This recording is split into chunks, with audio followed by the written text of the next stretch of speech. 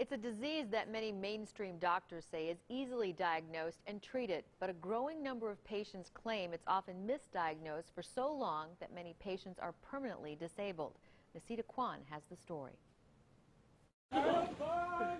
For years, the Egler family has battled an elusive attacker.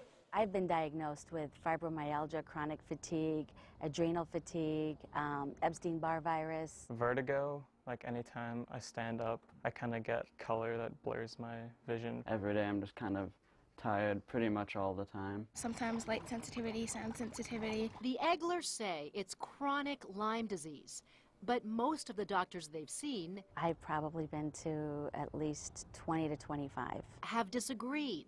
I went to neurologists, rheumatologists, MDs, and not one of them, not one, thought of it.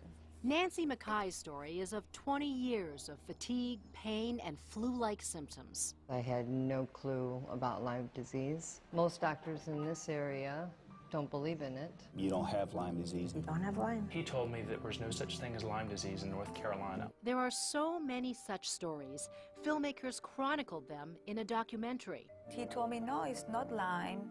You don't have the rash. Many of these patients say they're dismissed and left untreated because a standard blood test comes back negative, a test which they believe is often inaccurate. Many of them say it's possible to have Lyme disease without getting the classic symptom, a bullseye rash. Patients believe even the other symptoms, like these recognized by the CDC, are too often misdiagnosed as something other than Lyme disease. That's what's so crazy. It's that if doctors start looking for this right away, people wouldn't get as sick. Lyme activists compare it to the bacteria that causes syphilis and say that's why people can be sick on and off for so long. We're trying for a deer tick female. What people agree on is that Lyme disease starts with the bite of an infected tick. Diagnosed early, within weeks, most people are cured with a fairly aggressive course of antibiotics. I'm not a nurse. I have to do this 3 times a day. What is in question is whether or not it's possible that Nancy was diagnosed too late and the Lyme infection had spread to her brain. She says the fact that controversial treatments, such as intravenous antibiotics, have finally helped, confirmed for her that she has Lyme. I'm much better. See my hands? I was like this, and my whole body was doing that. I was shaking everywhere. Insurance won't pay for this. She has to travel out of state to get her prescription.